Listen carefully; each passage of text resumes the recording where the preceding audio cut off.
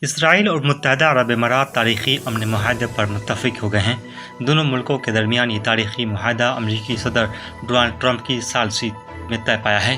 اس کے تحت ان کے درمیان معمول کے سفارتی تعلقات استوار کرنے کی راہ ہموار ہو گئی ہے۔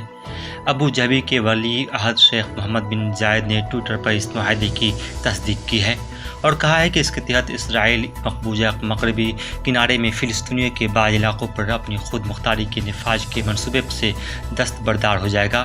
شیخ محمد بن زائد نے کہا ہے کہ اسرائیلی وزیر اعظم بنیامین نتنیاہو نے صدر ڈونلڈ ٹرمپ سے فون کال میں مزید فلسطینی علاقوں کو اسرائیلی ریاست میں ضمن کرنے سے متعلق ایک سمجھوتے سے اتفاق کیا ہے۔ اس کے علاوہ UAE اور اسرائیل نے دو طرفہ تعاون کے فروغ اور سفارتی تعلقات استوار کرنے کے لیے ایک نقشہ راہ وضع کرنے سے اتفاق کیا ہے۔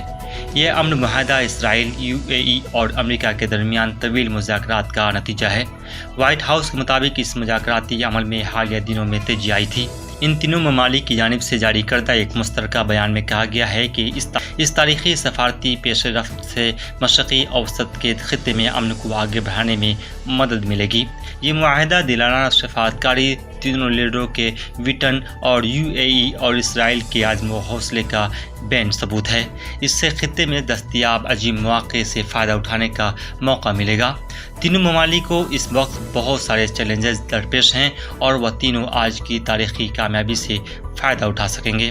بیان کے مطابق اسرائیل اور UAE کے وفد آئندہ ہفتوں کے دوران ملاقات کریں گے اور وہ سرمایہ کاری، سیاحت، براہ راست پروازیں شروع کرنے، سیکورٹی، ٹیلی مواصلات، ثقافت، ماحول اور ایک دوسرے کے ملک میں اپنے سفارت خانے کھولنے اور بعض دوسرے شعبوں میں دو طرفہ تعاون کرنے کے فروغ کے لیے مختلف سمجھوتوں پر دستخط کریں گے۔